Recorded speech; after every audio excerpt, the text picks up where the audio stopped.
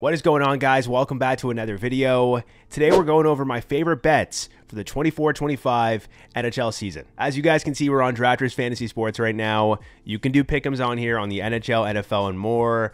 And it's available in all of Canada and most US states. By the way, this includes Ontario. Many platforms like Underdog and PrizePicks are not available in Ontario, but Drafters is. You guys can download the app, sign up using referral code FIREDUP, and using my promo code FIREDUP gives you a 100% match deposit up to $100. It's a minimum $20 deposit, but that promo code gives you free bonus money to do these pick'ems. So if you're gonna go on Drafters, you might as well use it. There's more info in the comments, guys, but let's talk about my favorite pick'ems on here. Let's talk about the pick'ems that I think are massive value. We'll scroll down a bit. Nothing really catches my eye, but when we go to Buffalo, that's when things get interesting. If you guys don't know, I'm a big fan of Buffalo this year. I think they're going to make it to the playoffs, and I generally like to take the over on Buffalo players. So looking at this, I would definitely take the over on Alex Tuch goals. He pays for 39 2 years ago, and then he pays for 24 last year, despite last year being a horrible season for the Sabres. So I'm a big fan. Another over-under line that I love, and it's in the thumbnail, guys,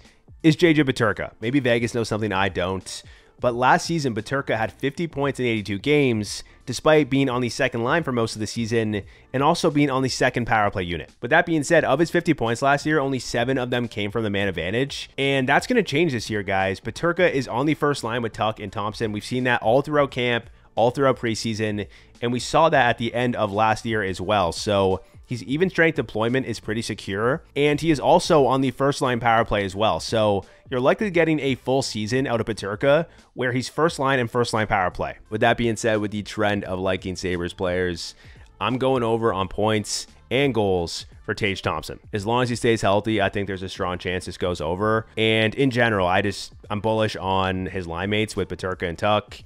I'm bullish if you look at his advanced stats. They signal to me that he may have been getting unlucky last year. We saw their power play go from the 9th best to the 4th worst last season. And now we have a new coaching staff that is going to help this power play for sure. I mean, they're already implementing more movement on this power play, which is going to help because last year it was very stagnant. I also think the Sabres have a lot of great puck-moving defensemen, which is going to help the offense. And you have Quinn for the entire year as well. So yeah, I'm just a big fan of the Sabres team, and I'm taking the over on a lot of players. I also like taking the over on Ukko-Pekka-Luukkonen. He had 27 wins last year, and the Sabres had a very disappointing season. So I think with them bouncing back, he should get more than this. I wanted to scroll up here. I skipped over a Bruins player I forgot to mention, and that player is Brad Marchand. His regular season points line is 69.5, and I'm going to take the under here. He is on a line with Charlie Coyle and Morgan Geekie currently, even strength. I worry about his age. I worry about all the surgeries that he has had. In the last couple of months, he had 3 off-season surgeries. 2 years ago, he had a double hip surgery. So yeah, I don't know. I don't think he's going to be the same player that he once was. So I'll take this under. I'll scroll down here to the Flames, and we see Huberdeau's regular season points at 54.5. And I'm going to take that over. Huberdeau had the second lowest shooting percentage of his career last year. Could see some goal scoring bounce back. He only had 12 goals. And I don't think Huberdeau is so bad at this point where he is just a 50-point player now. No, like I think he could put up high 50s, low 60-point totals if he plays a full season. So yeah, I'm going to take the over. Moving down to Chicago, I'm taking the over on Bedard's point totals. 79.5, it is high. I get it, but he pays for 73 points last year despite playing the majority of the season with Philip Kurashev, Ryan Donato, Jason Dickinson, Nick Foligno, and some of these other guys that are third liners, even strength. So yeah, I think that was very impressive.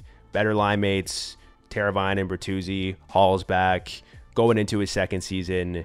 I think there's a good chance he puts up 85 plus points. Moving down, we're going to go with Alex Debrincat here, over 29.5 goals. I think he's due for some regression to the mean with his goal scoring. If you're looking at his shooting percentage over the last 2 years, I think what we're seeing in camp is him on the first line power play. And that was something that we didn't see for the entire season last year. No, there is a lot of games where Debrincat was on the second unit, and that definitely impacted his production. If they keep running this first line power play of Kane, Larkin, Debrincat, Raymond, and Eric Gustafsson, and they run a dedicated first unit, I'm definitely bullish on Debrincat for the year. And that even strength line of Debrincat, Raymond, and Larkin is pretty sick. So yeah, I'm taking the over on his goals at 29.5. Moving down this list, we're going to go with Jeff Skinner here. and we're going to take under 64.5 points. Now, listen, I like Jeff Skinner. I think he's a very talented offensive player, but the Oilers run such heavy usage with their first unit, a unit that Jeff Skinner is not going to be on, that I just think 64.5 is pretty high. There's just a good chance he's getting 16 minutes or less of ice time per game with virtually no power play time. So yeah, I think the under just makes the most logical sense with that being considered. Moving down this list, we're going to take Barkov over goals. The line set at 24.5, and I think this is pretty good value in my opinion. He is paced to go over 24 goals in 8 of the last 9 seasons. The only season where he didn't, he paced for 24 goals on the dot. So this is low in my opinion, but the reason that the line is set low is because he has not been able to stay healthy. With that being said though, even if he misses a couple of games, he can still go over this goal total, and his shooting percentages in the last 2 years have been pretty low compared to his career rate. So we could see some bounce back potential there. And in general, I'm just a big fan of Barkov and his line mates and the power play as well. So I'm going to bet on talent here, and I'm going to hopefully bet on him having a healthier season. Moving down this list, we're going to go with Verhaeghe. We're going to take his over on goals, line set at 34.5. And the reason that I like this is because in the last 2 years, he has paced for 36 goals and then 42 goals in 22-23. The fact is that he has done this despite not averaging the best ice time, hovering around the 17-minute and 30-second mark of ice time per game. And even in 22-23, when he scored 42 goals, this was a season where he was not a staple on that first power play unit. Yeah, I'm just bullish on him being on a line with Barkov and Reinhart, 2 elite players, and him being on what should be a top 10 power play. So yeah, I just think Verhaeghe is sneakily underrated when it comes to his goal scoring abilities. And he's also in a contract year as well. I wanted to mention that. I don't put too much stock into that, guys, but it is something to consider. And we know Verhaeghe is a clutch player, as you can see with his performance in the playoffs. So don't think he's going to crumble under pressure there. I think he's going to thrive, and I'm predicting 40 plus goals. Moving down, we're going to go with an under here. We're taking the under on Quinton Byfield goals, which is set at 24.5. Ultimately, the problem I have with Byfield is that he's not a shooter. He only had 161 shots last year, so not the best shot volume, and he has not been the most efficient shooter in his career so far. So that's one thing. And then another thing is that right now in camp, we are seeing him not on the first power play unit. I know it's just training camp. I know it's just preseason, but we have not seen Byfield get any reps on that first unit so far. And we're seeing Alex Laferriere on that first unit instead of him. I think the reason they might be doing this is because Laferriere is a right-handed shot, and they do have a lot of lefties on this first unit. Kopitar, Kempe, Fiala, and also Byfield are all left-handed players. Things could change, but this is definitely concerning. Last season, he had 20 goals in 80 games, and 6 of them came from the man advantage. So if he doesn't get the power play deployment, his goal scoring may even go down from last year. Moving down, we're going to do another under here, taking the under on Brock Faber points, which is set at 53.5. In general, I have my concerns that he's going to stick with his deployment. I think they may want to reduce his minutes at times, and they might put Declan Chisholm on that first unit. They might put Jared Spurgeon on that first unit. And we know that Faber did not come into the NHL being touted as this amazing offensive defenseman. So I just think this is a little bit too high, and I'm going to take the under. Moving down, I'm taking the over on Caufield goals here, 31.5. If he shot at his career rate last year, his career shooting percentage, he would have put up 37 goals. So I'm as bullish on that front. I think his shooting percentage could regress to the mean. And I'm going to take a bet looking at those advanced stats and also knowing that Caufield is an elite goal scorer that a lot of people like to talk smack about. So yeah, I'm going to take that over and we'll see what happens. Moving down here, I'm taking the over of what I consider to be the best value on drafters. I don't understand why this line is set so low, but I'm taking the over on Timo Meier points. His line currently is 58.5 regular season points. What are we doing here, guys? This is massively disrespectful to a guy who's playing line one with Jack Hughes and Jesper Bratt and on the first line power play as well. Now listen, the only reason why this might be lower is because he is a little injury prone. But honestly, if you're looking at his career, he has had a lot of seasons where he's played 70 plus games. We also have to talk about the fact that last season, he still paced for 61 points despite getting terrible deployment for most of the season. The fact is that as soon as Lindy Ruff was fired, his deployment skyrocketed, and so did his production. In the 21 games after Ruff was fired, he put up 24 points. So he was an over point per game player during that stretch. And listen, I'm not saying he's going to be an over point per game player. But on the first line power play, in this offense, surrounded by the type of players that he's surrounded by, I'm taking this over all day long. Next up, we're taking an under, and that under is on Brock Nelson goals. The line is set at 33.5, and yes, Brock has surpassed that in the last 3 seasons. But the major concern I have with them is that in camp and in preseason right now, he is not on the first line power play. Now listen, like I'll say a lot, it's just preseason, it's just training camp, but they have Duclair on the first unit over him in a spot, and Duclair is very offensively gifted, so they could do that. They could put Duclair on that first unit, and if that's the case, Nelson is not going over 33.5 goals. Last season, of his 34 goals, 9 came from the man advantage. The year prior, 6 of his 36 goals came from the man advantage. And then in 21-22, 11 of his 37 goals came from the man advantage. So he is definitely not dependent, but the man advantage helps for his goal production. And I'm just a little bit concerned at the moment. I also want to mention that Nelson has had a pretty clean bill of health, but he could be due to get injured or miss a couple of games in a season. He is 32, so that's something to consider. And he's also had pretty efficient years in the last 3 years, like 21-22, 37 goals, 21.6% shooting percentage, not sustainable, 36 goals in 22-23 with a 16.2% shooting percentage. So in some of these seasons where he's gone over 34 goals, it's been very efficient. So if we just see a little drop in efficiency, I don't think he's going to go over. Moving down, I'm betting the over on Bryan Rust points. If he's healthy, like, he will go over this number, right? The reason why it's set so low is because he's been a Band-Aid. So I'm just betting on Rust to be healthy, and I hope that happens. Moving down, we're going to see Tyler Toffoli here. He's on the Sharks now, and I just think on this team, in this offense, I'm taking the under of his 30.5 goal total. Now listen, I think Toffoli is a great goal scorer, but we basically need a full 82 games for him to hit this. And there's also a chance that even if he plays a full season, he doesn't hit this. So yeah, I'm just going to bet on him being on a bad team and not scoring to his potential. Next up, we're taking the under on Brandon Hagel. I know I talked about targeting him in my last video, but I made it clear that this was still preseason and still training camp, and that things could very well change.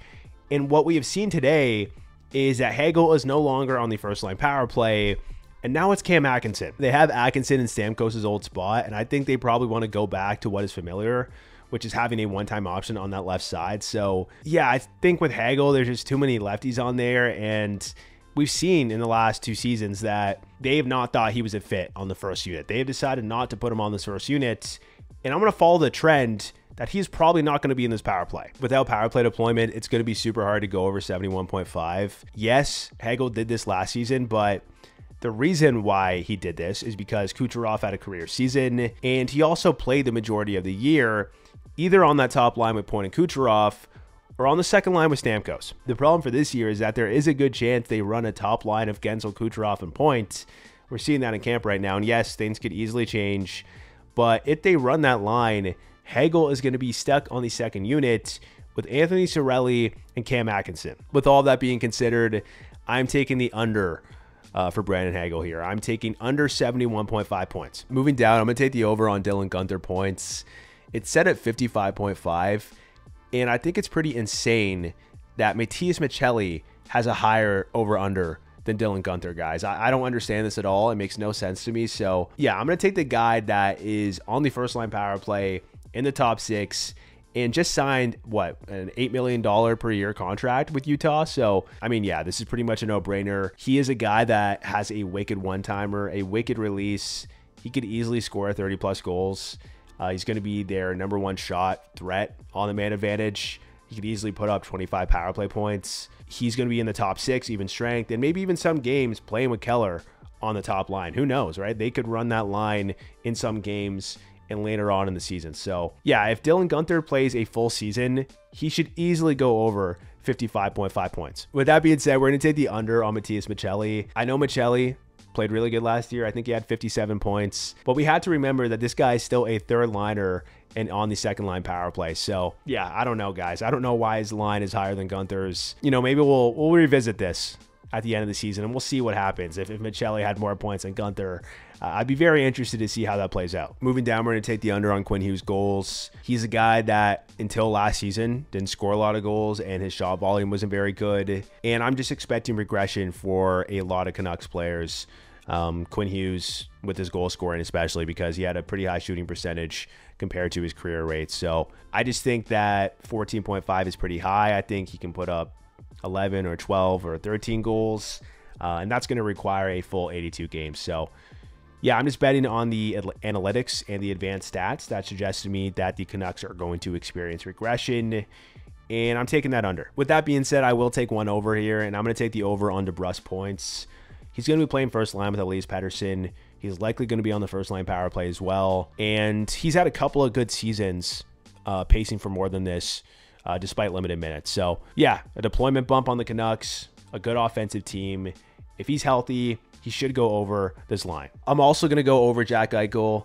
I think Eichel is a stud, and he has only gotten better year after year on Vegas. He could actually be one of those guys that is a league winner, right? Like, his shot volume is insane. You know, there's a chance he puts up 40 plus goals, 90 plus points. In fact, last year, I think he paced for 40 goals and 90 points, which was his best season, or his second best season of his career. So yeah, like with Eichel, he just needs to stay healthy for him to go over this. And hopefully we see a full 82 game season for Eichel on Vegas. Last but not least, we're taking the over on Nikolai Ehlers. His line is currently set at 57.5. And we have seen in the last 2 years that he has put up amazing production despite limited minutes. The main problem with Ehlers has been his deployment. He has not averaged more than 16 minutes per game under Rick Bowness on the Jets. But now with Bowness gone, there is some upside here that we could see better deployment. And we're seeing that in camp. Currently in camp, they have him operating in the high slot on the power play. Arniel has been talking about wanting to give him a look here, thinking that he could be a good option in the bumper. And I think he's really excited to do this. So, you know, we'll see if it works, guys. But if he's on this first line power play, he's easily going over this total. We also saw Ehlers go over this total despite not being on the first line power play last year. So I just think there's so much upside with this line right here at 57.5 that I got to take the over. Those are all the ones that really caught my eye. I'm going to do more, and I'm going to do the ones that I talked about. I'm going to do a couple of parlays with those. But I'll just show you two that I've done already. JJ Peterka, Timo Meier, I took their overs, 100 to win 300. And then I also did Peterka, Ehlers, and Verhaeghe overs, 50 to win 300. So those were the two that I initially did, and I'm probably going to do a couple of more with the ones that I talked about today. So yeah, that's pretty much it though. We're going to go back and revisit this video and see how many takes I got right. I'll make a video about it, or maybe I'll just tweet about it. You can follow my Twitter at FIREDUP Fantasy. I post a lot of fantasy updates on there. Very good for up-to-date fantasy information. But it will be fun looking back and seeing which picks I got right. I'll probably do a couple of 8-leggers or 9-leggers, you know, sprinkle like $10 or $20 and try to win some big money. I'll post those on my Twitter. But yeah, we'll see what happens, guys. Gamble responsibly. And if you're going to use this platform to do these pick'ems, you might as well use my referral/promo code FIREDUP. Like I said, you get that 100% match deposit for that free bonus money. The desktop link is in the description. On iOS or Android, you can download the app and sign up using referral code FIREDUP on there. And yeah, you can look at the information in the comments. The last thing I want to say is one spicy take. I tweeted this out today. The Sabres are making the playoffs, guys. You heard it here first. They're finally going to do it. They're going to make the playoffs. Yeah, I feel confident in this group, and we're going to see what happens. That is the end of the video. Hit that like button if you enjoyed it. Subscribe if you're new to the channel. And we got a couple more videos coming out this week. We're going to give you guys all the updates in preseason. The Jeremy Swayman discussion, that has certainly gotten interesting. Some injury updates and some other stuff as well. So stay tuned for that. And I will catch you in the next one.